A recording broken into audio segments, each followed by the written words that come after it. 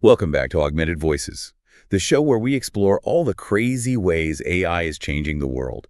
I mean, it's changing how we work, how we think, even how we find love. It really is amazing to watch it all unfold. AI is no longer something out of science fiction. It's woven into our daily lives in ways we could have never predicted. Exactly.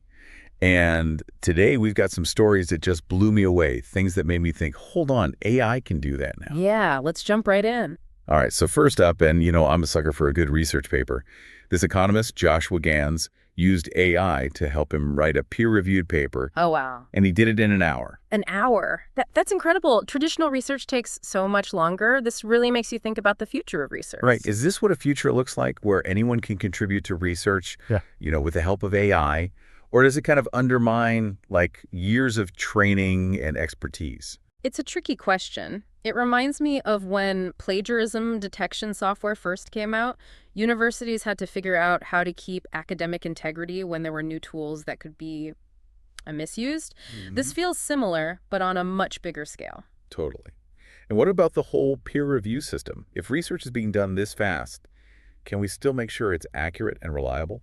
That's the challenge, isn't it? It might even lead to more automated review systems, maybe even using AI to keep up with all the new research. Whoa, that's a whole other can of worms. Yeah. But for our listeners, think about what this means for your field. Could AI speed up your research, help you keep up with the latest developments? It's pretty wild to think about. It really is. This goes way beyond academia. This is Yeah. about how we create and share knowledge across all industries. So true. Okay, let's shift gears a bit and talk about data. OpenAI, the company behind some of these powerful AI models, just did something pretty big to deal with data privacy, especially in Europe. They've launched these new data residency options, so European businesses can keep their data within the EU and still use OpenAI's technology. It's a clear response to those strict EU data protection rules, like GDPR. Yeah, GDPR basically controls how companies use and store personal data. So OpenAI is saying, we get it, you can use our AI and still follow the rules. And it's a big deal because it shows that data sovereignty is becoming a key part of using AI, especially for things like finance and healthcare with all that sensitive data. It could even change how other AI companies handle data residency around the world. So are we heading towards different AI systems in different parts of the world, each with their own rules and capabilities? It's possible, and if that happens, what does it mean for global collaboration and innovation in AI? There are no easy answers here. Definitely something to watch closely. But speaking of big changes, let's talk about how AI is shaking things up in the job market. LinkedIn is leading the charge with their pilot program for AI-powered job searching. Okay, this one blew my mind. Instead of just matching you based on your old job titles, this new tool actually looks at your skills and experience to find jobs that might be a better fit, Wow. even if they have completely different titles. So it's like, forget the old-fashioned job titles. Let's see what you can actually do. Right. Imagine finding a career path based on your real skills, not just your resume. Right. It could be huge for people who feel stuck in their careers because of their past job titles. And for companies, it could help them find the perfect candidates faster. It could make the whole job market more dynamic and focused on skills and hopefully more fair. But of course, there are some things to watch out for. Like, how do we make sure this doesn't just reinforce existing biases in the job market? If the AI learns from biased data, it might not suggest new opportunities at all. That's so important. The data they use has to be very carefully chosen and checked all the time to make sure it's not amplifying existing biases. And what about transparency? If you get rejected by an AI system, will you even know why? Do you have any options if that happens? These are questions we need to answer as this technology gets more sophisticated. Yeah, transparency and explainability are going to be key for building trust in AI-powered systems. People need to feel like they're being treated fairly, even when it's an algorithm making the decisions. So much to consider, especially for anyone out there job hunting or thinking about switching careers. Will this help you find your dream job, or will it be just another obstacle? It's a crazy time to be navigating the job market. No doubt. We're seeing a total shift in how we think about work, skills, and careers. And AI is a driving force behind it all. For sure. Okay, before we go too deep on the future of work, I want to bring things a bit closer to home. We've talked about AI and research and jobs, but what about AI in our personal lives? Like AI in the world of love and dating? You're right. Even Tinder, the king of dating apps, is getting an AI makeover. Isn't that wild? I mean, who hasn't felt swipe fatigue at some point? Scrolling through all those profiles can feel more like a chore than finding romance. I hear you. Tinder's using AI to try and beat that fatigue and create better matches. They're using algorithms to look at user preferences, behaviors, even things like facial expressions to suggest better matches. So it's not just swiping based on looks anymore. AI is trying to go deeper and figure out what makes two people really compatible. It does raise some interesting questions, though. Can AI really understand what makes people tick, romantically speaking? Are we letting algorithms run our love lives? Right. Is this the path to better relationships, or are we losing that magic of chance encounters that make finding love so exciting? And let's not forget the ethical side of it. Could AI make those existing biases in dating even worse? Could it be used to manipulate people without them knowing? It's a slippery slope, but it's a conversation worth having. As AI becomes more and more a part of our lives, we need to think about how it's affecting our relationships. Not just romantic ones, but all of them. Definitely. AI is powerful, and like any powerful tool, it can be used in good ways and bad ways. We need to make sure it's being used in ways that align with our values. Well said. So today we've talked about AI in research, the job market, and even our love lives. It's clear that AI isn't just some future fantasy. It's reshaping our world in big ways. And as we navigate this new AI-powered world, it's crucial to stay informed, engaged, and critical.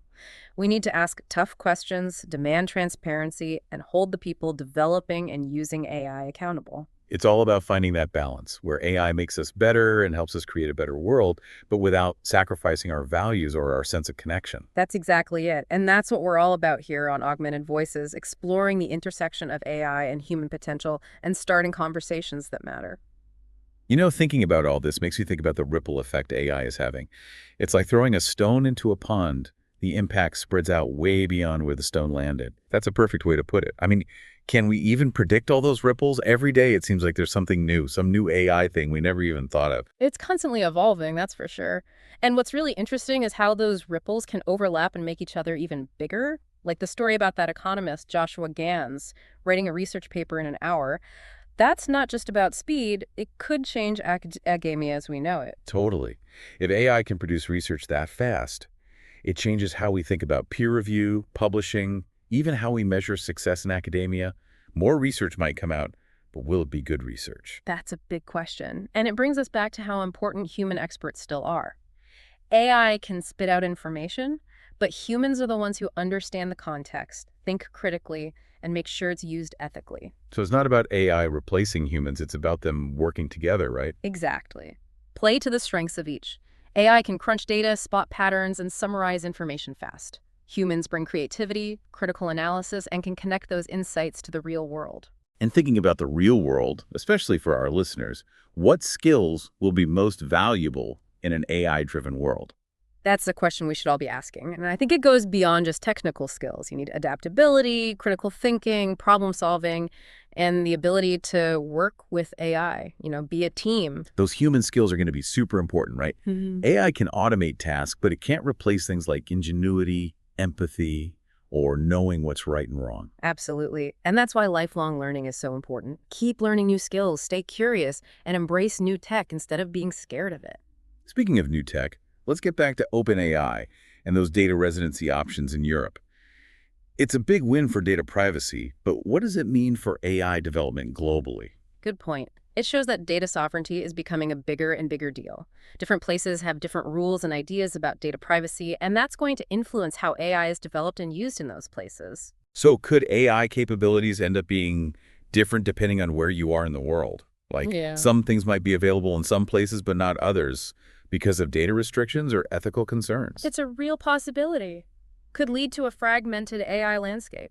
Will we see a race to develop the most advanced AI, even if it means ignoring ethical guidelines or data privacy? It's a tough situation.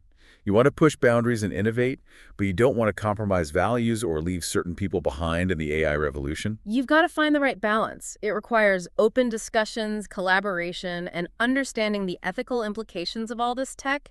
We need to make sure AI benefits everyone, not just a select few. That brings us back to what this show is all about, Augmented Voices. It's about recognizing that AI is here to help us, to amplify our voices and creativity, not replace us. It's about teamwork, humans and AI working together to create a better, more innovative, and fairer future for everyone. I like that. Even with all this crazy technology, it's still about human values, ingenuity, and compassion that will make the world a better place. As we explore the frontiers of AI, we need to keep those values front and center. The future of AI isn't set in stone, it's being shaped by the choices we make today. Absolutely. We're not just watching this happen, we're part of it. The decisions we make, the conversations we have, the questions we ask, they all determine where AI goes and how it affects us.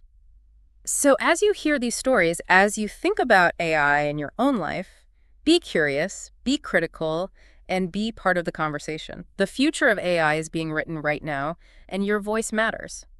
One thing that really hit me talking about all this is just how fast AI is changing things. It feels like every week there's a new breakthrough or application pushing the limits of what we thought was possible. Yeah, it's almost overwhelming, right? Like drinking from a fire hose, but with information. Yeah. It makes you wonder, can we even keep up with all this change? That's a good question. And it shows that we need to understand not just the technology, but also how it affects society, the ethics, the good and bad that comes with it. Right. It's not enough to be impressed by the latest AI gadget. We need to have real conversations about how it's made, how it's used, and how it's changing the world. Those conversations need to include everyone, not just the tech experts and politicians, but regular people whose lives are being changed by this technology. It's about making the conversation around AI something everyone can be part of, no matter their background. Because the future of AI isn't being decided in some Silicon Valley boardroom. It's shaped by our choices, our conversations, our values. And that's where shows like ours come in. By exploring these topics, by really getting into the details and asking the tough questions, we can help people understand AI better. We can help people be more than just users of technology, but active participants in shaping it. Exactly. It's about seeing past the hype and the fear and really understanding what AI is all about, what it can do and what it can't do. And that's what we've tried to do today. We talked about how AI is being used to speed up research, change how we look for jobs, and even find love. But we also talked about the risks like bias, the need for transparency, and making sure it's used ethically. It's about being realistic about AI, being curious, and remembering that this technology ultimately reflects who we are, what we value, and what we want to achieve. As we wrap things up, I want to leave our listeners with a call to action. Don't just watch this AI revolution happen. Get involved, stay informed, ask questions, challenge assumptions, and demand that AI is used to benefit all of humanity.